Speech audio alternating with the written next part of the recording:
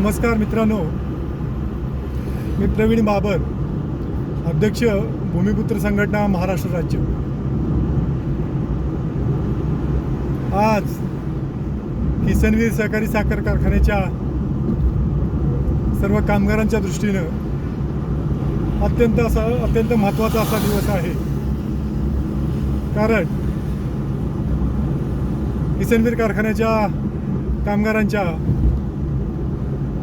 थकीत पगार, थकीत रिटेन्शन बोनस, PF घोटाळा, LIC घोटाळा, कामगार कल्याण मंडळाच्या निधीतला घोटाळा, पगाराच्या फरकातली रकमेचा घोटाळा, अशा अनेक घोटाळ्याबाबत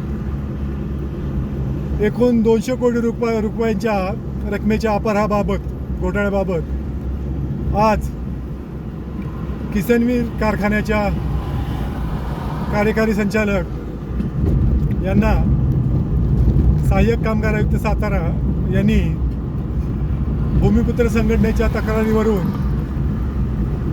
आज दिनांक 22 जून 2026 रोजी सोमवारी सकाळी 11:30 वाजता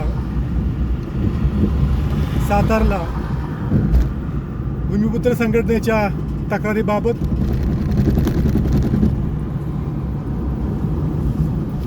स्वयंस्पष्ट अहवालासह हजर राहण्याबाबत आदेश काढलेले आहेत।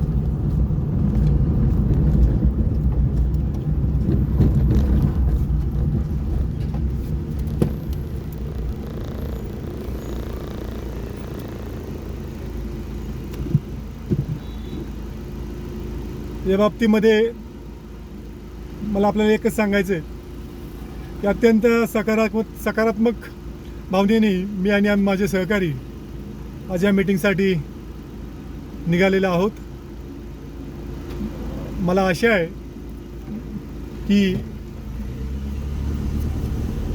आजच्या या किसनवीर कारखान्याचं मॅनेजमेंट, भूमिपुत्र संघटनेचे सर्व सैनिक आणि राज्य शासनाचे प्रतिनिधी, सहाय्यक कामगार आयुक्त, त्यांचे सर्व सहकारी यांच्या मीटिंगमधून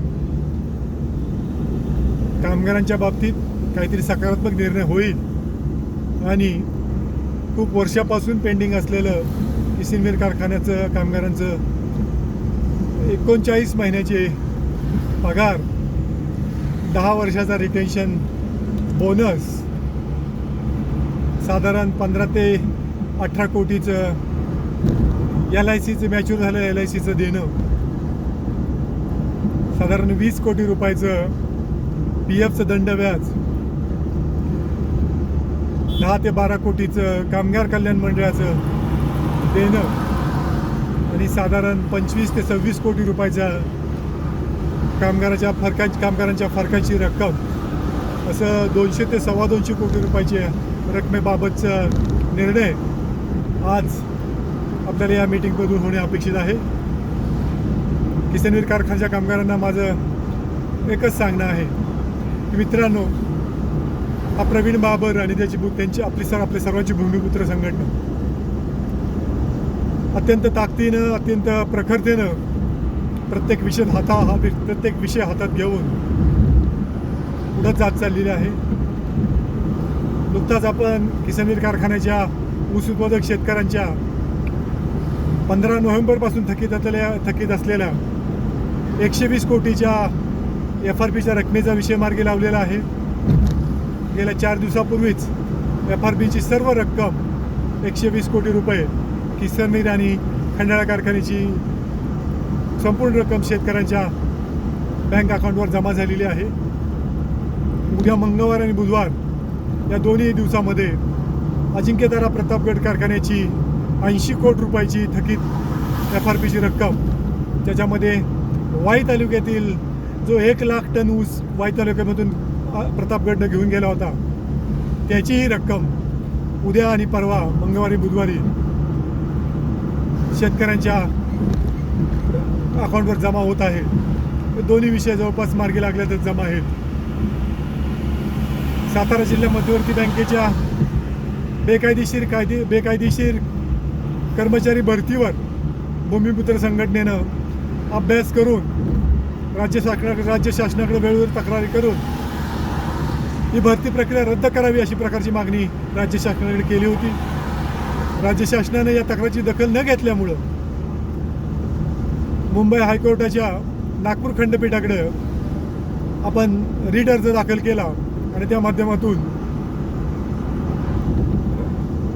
नागपूर खंडपीठानं प्राथमिक अवस्थेमध्ये भरती प्रक्रियेला रद्द न करता स्थगिती दिलेली आहे. गेले 6 महिने झाले ती स्थगिती कायम आहे. आजही ती भरती प्रक्रिया जैसे ती अवस्थेमध्ये आहे. तेव्हा मित्रांनो, जे विषय आपण हातामध्ये घेतलेले आहेत, किसनवीर कारखान्याच्या ऊस उत्पादक शेतकऱ्यांचे असो, नाहीतर प्रतापगड कारखान्याच्या ऊस उत्पादक शेतकऱ्यांचे असो, सातारा जिल्हा मध्यवर्ती बँकेच्या बेकायदेशीर कामगार भरतीचा विषय असो, जे प्रश्न भूमिपुत्र संघटनेने प्रवीण बाबर यांनी हातात घेतले ते यशस्वीरित्या मार्गी लावलेले आहेत. आणि आता आपण किसनवीर कारखान्याच्या खंडाळा कारखान्याच्या कामगारांचा विषय हातात घेतलेला आहे.